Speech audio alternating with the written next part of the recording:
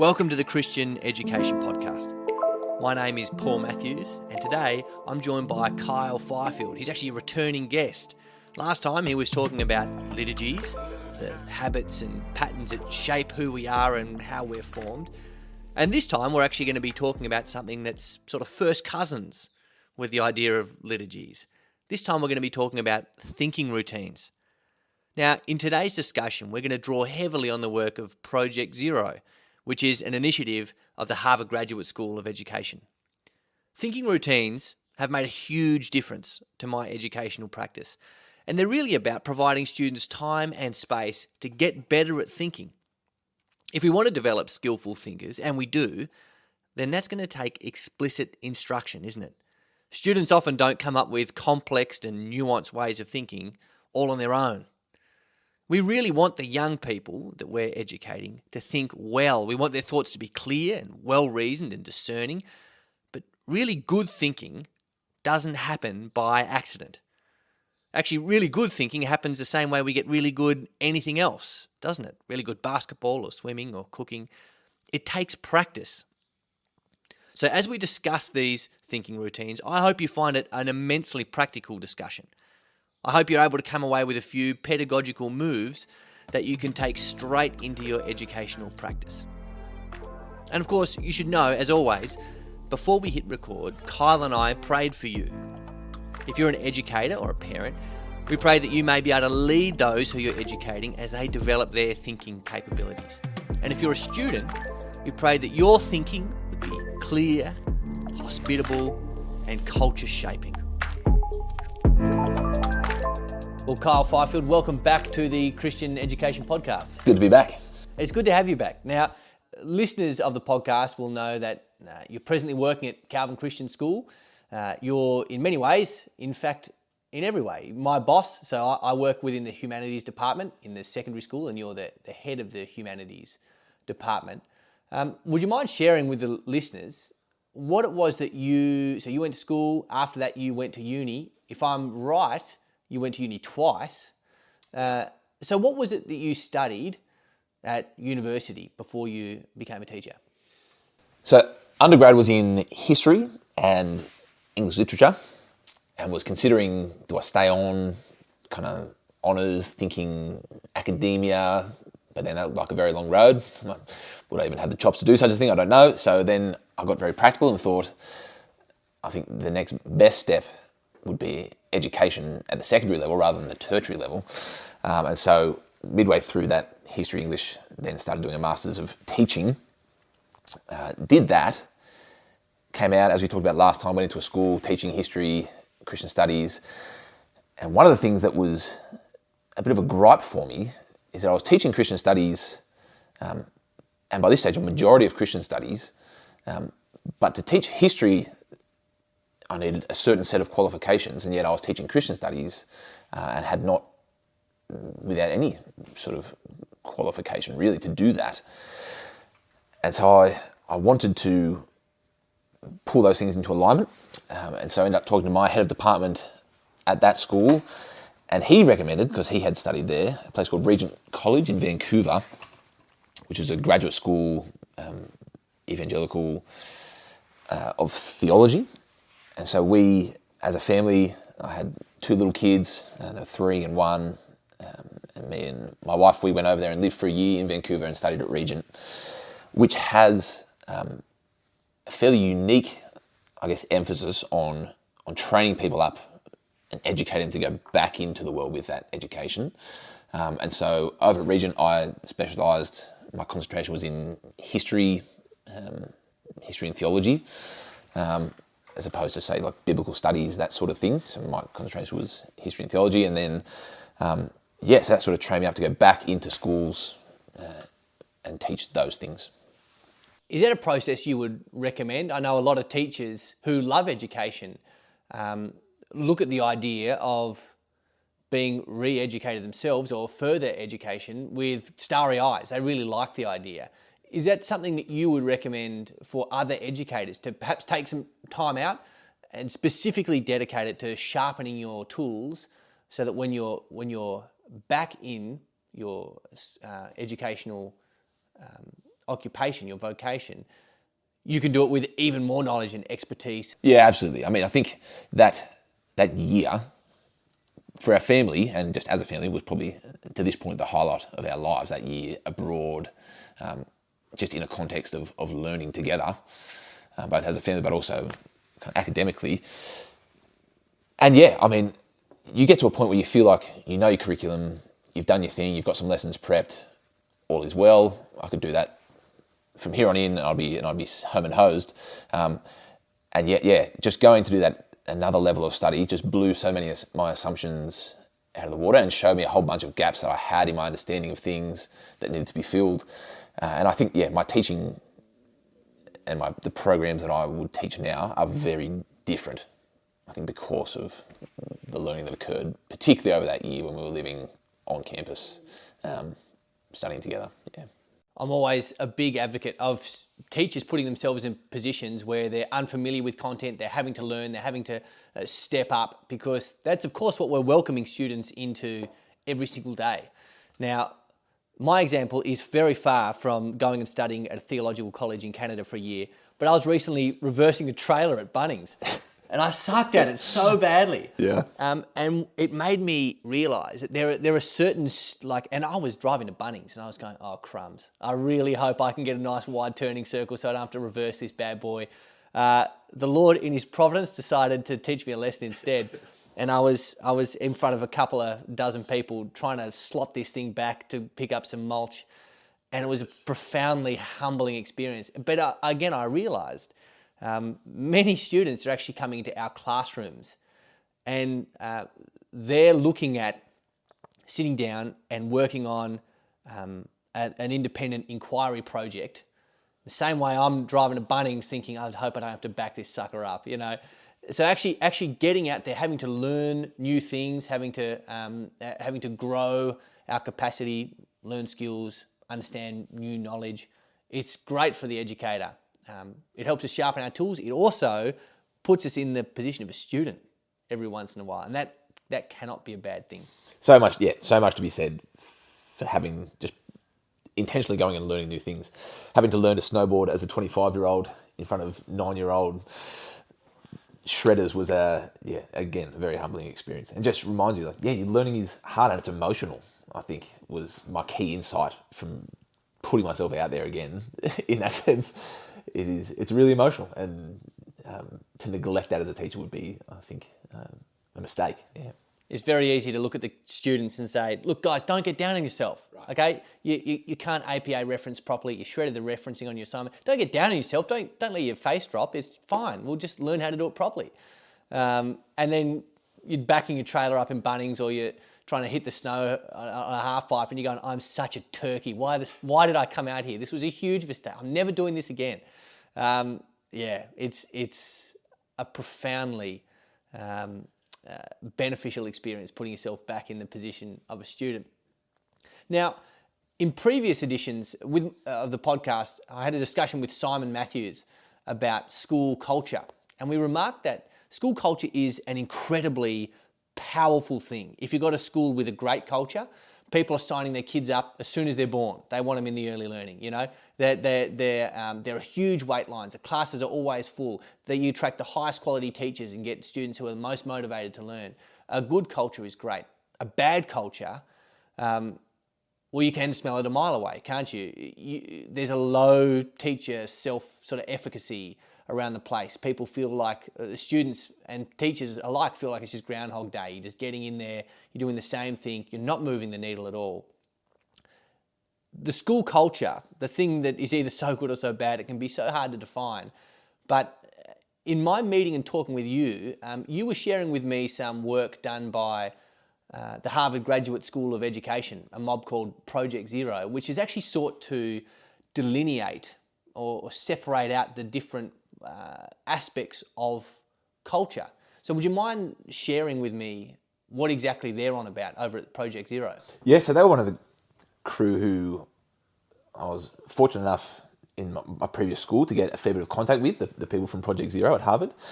Some key names in there, if you're looking up, Ron Richard, Mark Church, David Perkins, are three guys who've written a lot on YouTube and that sort of thing. And the fascinating thing about them, certainly as I've looked back on it, is that I think they seem to have had the same insight into particularly cultures of thinking that a guy like James K.A. Smith has had in terms of the formation of Christian loves in the world, and that David I. Smith, who you know, and I know a lot of people in Christian education are aware of, the insight that he's had in the classroom, that cultures are not formed just by telling people this is what the culture should be, that unless you're dealing with all of the little moments in a learner's experience, in a person's experience, a culture doesn't grow. And so they're particularly looking at cultures of thinking, and they boil down the 8 cultural forces that define a classroom, or the classrooms, and then by extension the school. And I'll rattle them off just to give you a bit of a framework. So they talk about time, what you give time to is a cultural force. Modelling from the teacher and from each other about who we are as thinkers and learners. The language that gets used. So what are the sorts of phrases that get repeated? Do you share a language around the school, around learning, around thinking? The environment, so that's kind of the physical environment, the space that facilitates thinking. The interactions, the respect and the value that you show each other, I guess the intentional way that you set people up to interact with each other, that's a cultural force. Opportunities, so what sort of opportunities do students get? If you want them to be critical thinkers and you only ever give them recall questions, that's going to set a culture. And expectations is the 7th one. How do you, by the things that you say, the things that you do, the feedback that you give, what do students seem to think is expected of them in terms of the quality, in terms of quantity, all those things. And finally, routines is the last one. Specific, intentional, routinized moves that are supposed to, over time, become habits.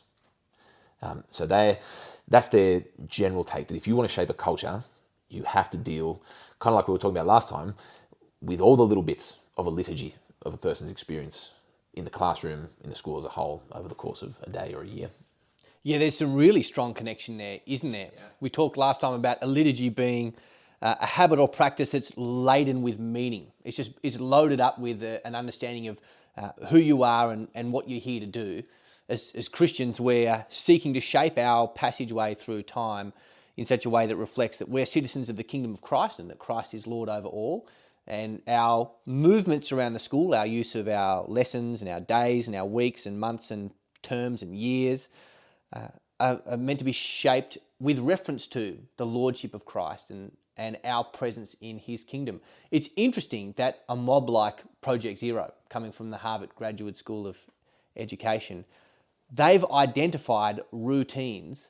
Would you say there's quite a close similarity between their understanding of routines and some of the ideas we're talking about when we're talking about liturgies? Yeah, absolutely. And it's not a connection that I had, that had really dawned on me until I was looking back over my kind of research into James and David Smith, that they've had the same kind of insight, that this stuff that happens often at the subconscious level, that bottom up formation is really what shapes people. That the types of thinking, the types of people that you want to get out, you have to come in at the base level, at that level of kind of ritual and habit, and reshape that before you get you start churning out the sorts of things long term that you are after. It's funny, we talk about shaping culture, and immediately often our mind goes to we're going to need a week-long camp with the students to reset this culture. We're going to need to get the parents in for 1 or 2 nights. We might need to advertise a new position within the school, head of people and culture, that sort of thing. And if you could get a good school culture, that would be worth then the $150,000, $250,000 that all that would entail. But the really exciting thing, we talked last episode about high value propositions. The really exciting thing is the steps we make towards that good culture are not tens of thousands of dollars in the budget. It's tens of seconds out of our classroom. It's minutes here and there that we're repeating for the long haul. That's actually the thing that's going to be shaping our culture in a way that we desire to shape it. Right, and it's the culture comes from the things that you are already doing. You are doing something with the physical environment in your classroom. You're saying some things again and again. You're routinizing some habits and formations. You're setting students up to interact in some way every day, every lesson. And I think the power of that is to go. Now that's where culture is made. It's not this top down thing. It's a bottom up growth. I realised myself just the other week. I was inadvertently catechizing my students by always pairing the phrase nice with quiet. All right, if we could have it just nice and quiet now. And of course, there are many times where you don't want your classroom to be quiet during collaborative work, during group discussions. You could write a list as long as your arm of times where it's actually really frustrating as a teacher if your classroom is quiet. And that was just a classic. After we talked about our a liturgical audit, I realised in my practice I'm always talking about nice and quiet. Does that really represent my idea of flourishing for these students? Is it always nice when they're quiet? And is there a way I can more accurately use my language to show that I actually expect different things at different times, and that if you're a loud person, for example, that's actually something worth celebrating too. It's not nice if you're loud, and it's not automatically brilliant if you're quiet. That was the result of the liturgical audit, and I sort of shocked myself with what came up there. It's an insight that I think you had as well when we were working with a trainee teacher, pairing the language of prayer with just. I might just pray for us, which suggests that it's this kind of slightly inconvenient thing that really doesn't matter heaps, but I might just do it.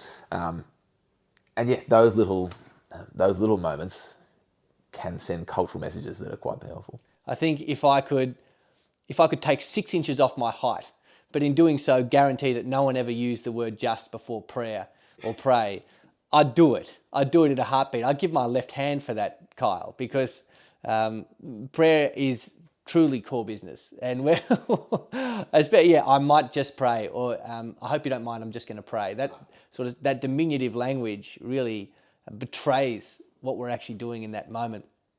So we've got our sort of cultural forces of the school or the classroom here.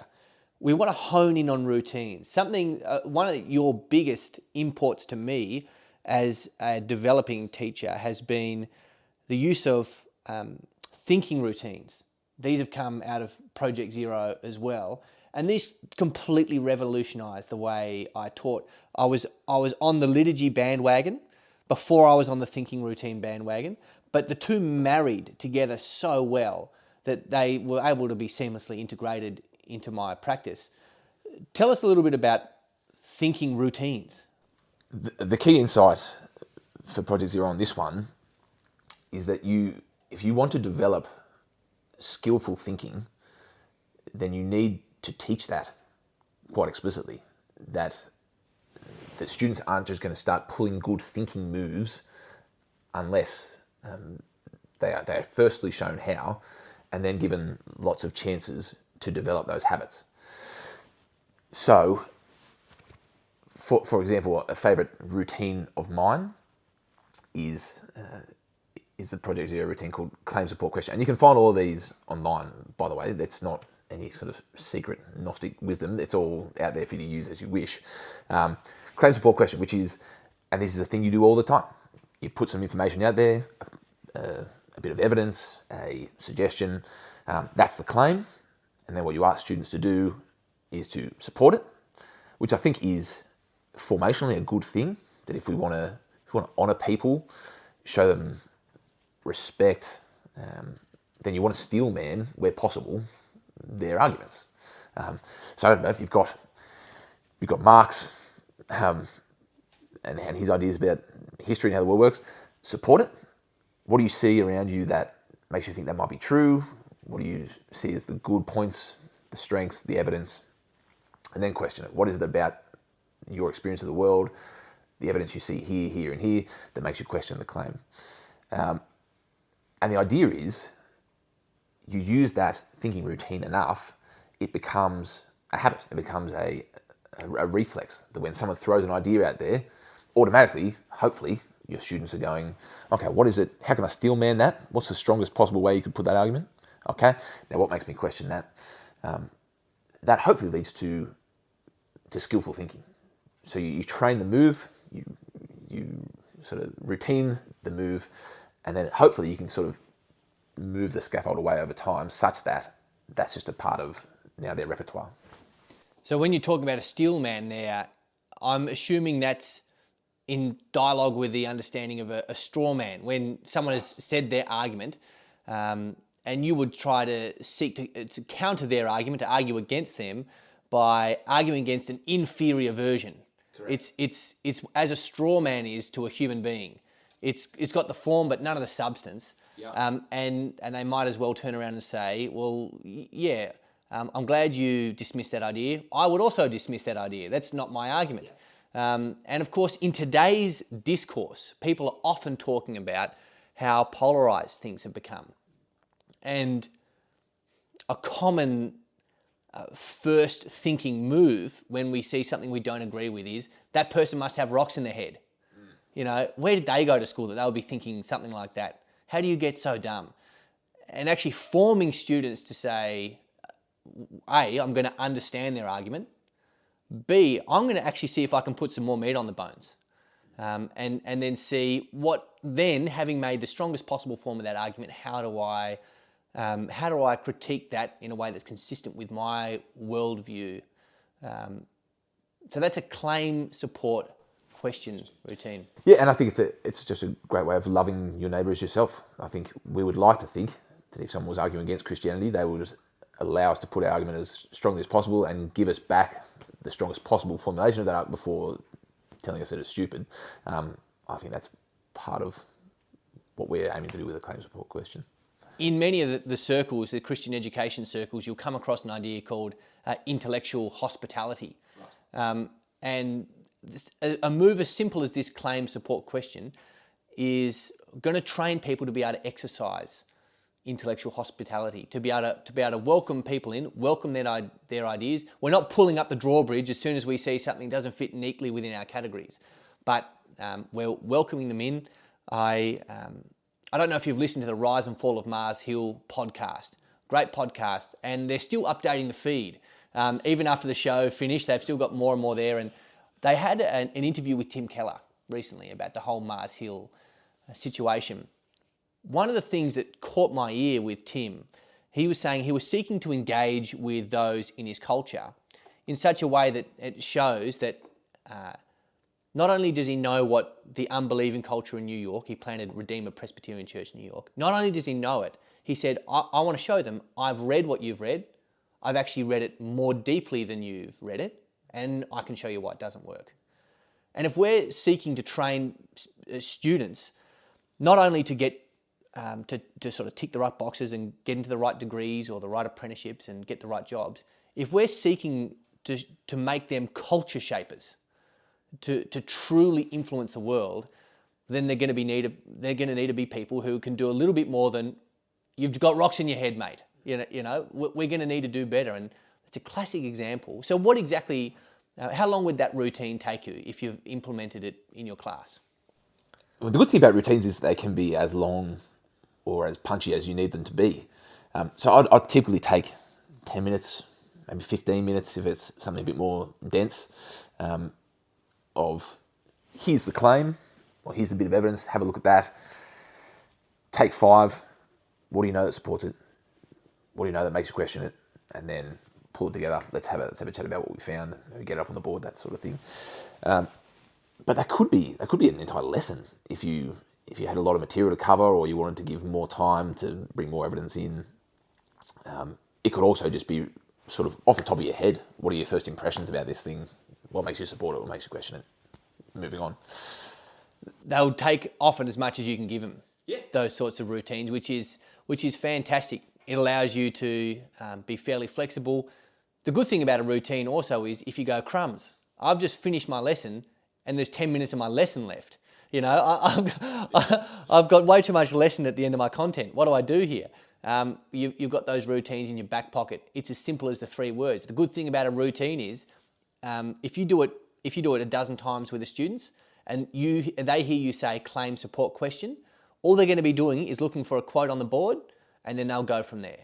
So it really is like any routine, it becomes automatic, but just because it's automatic doesn't mean it's not immensely beneficial. Indeed, and the automatic nature of it is kind of the goal. Like that's almost where you're hoping to get to, that what you think are good thinking moves are being done automatically, that you're not having to scaffold it every time, that over time that just becomes, sort of reflex. One of the things that I like about these thinking routines is that the website, if you go to Harvard Project Zero and you type in thinking routines, the website is insanely well resourced. So you've got a full PDF. So I'll link in the show notes all the routines we talk about. You've got a full PDF which details step-by-step instructions of how to do this routine.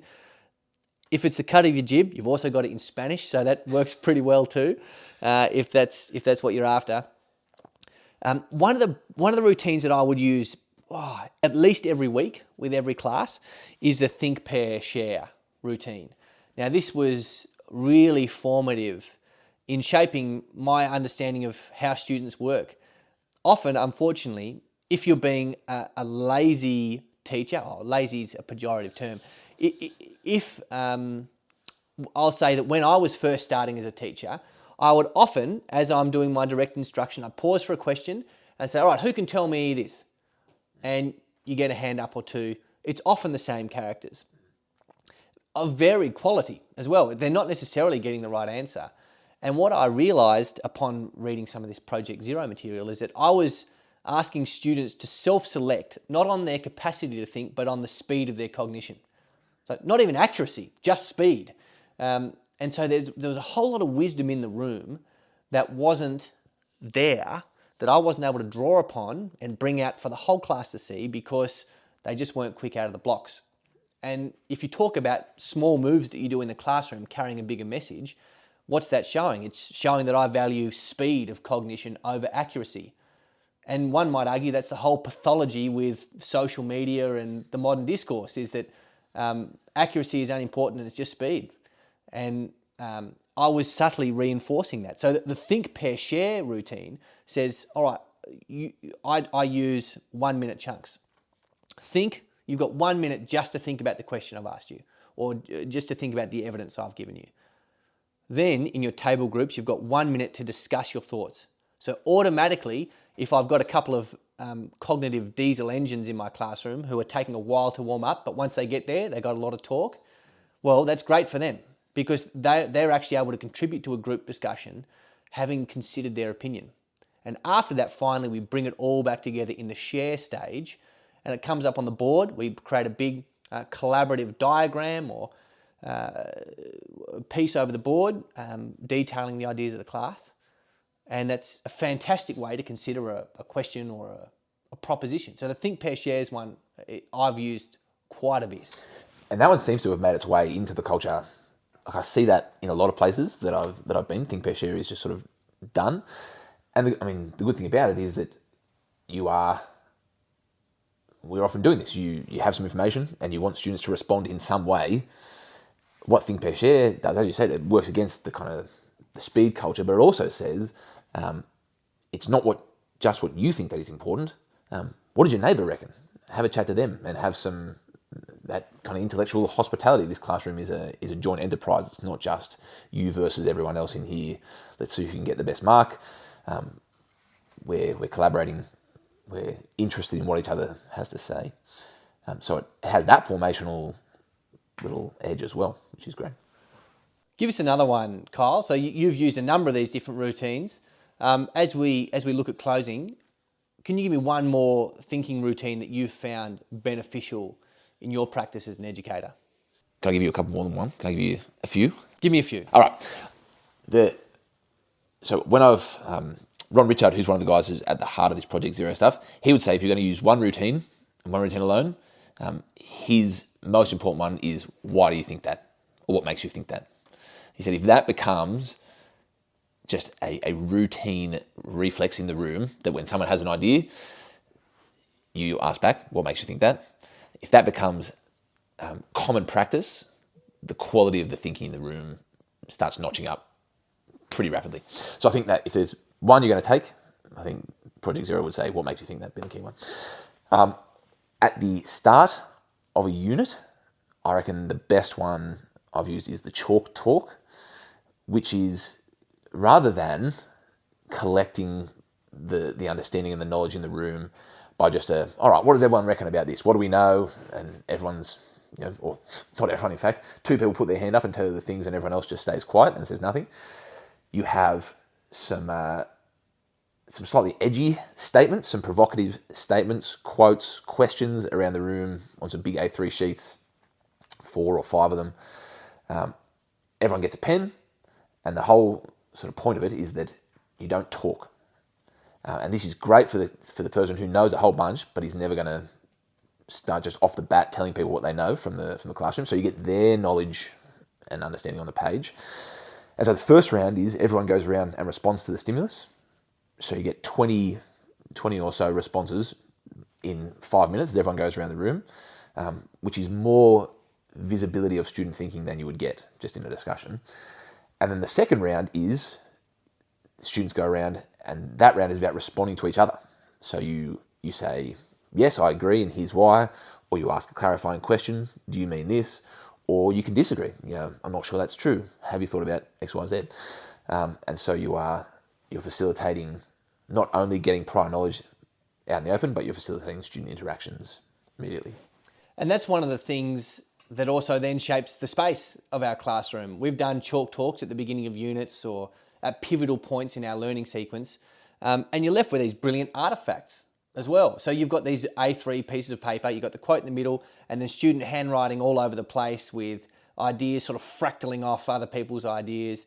And I've found it really sets a good tone for the classroom. You've got that up there, and even if another class who didn't do that initial activity comes in, they have a visual representation of learning done by other students in that room, making the learning and thinking visible, having it there as an example for other classrooms of how you can entertain ideas, how you can be in dialogue with one another.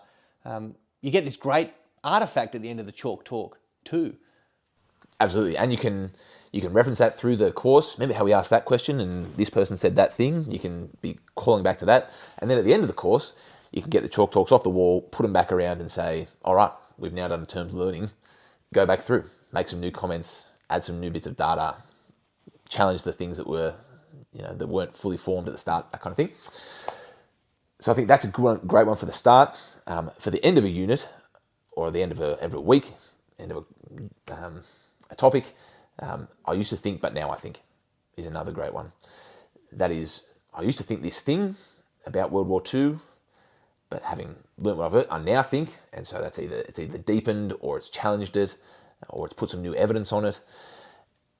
And then I've added a third little one, which is, however, I still think, which just allows students who, I don't want them to feel like they have to say, my world's fully changed. If there's stuff that you thought at the start that was still true, that gives you a little chance to add that.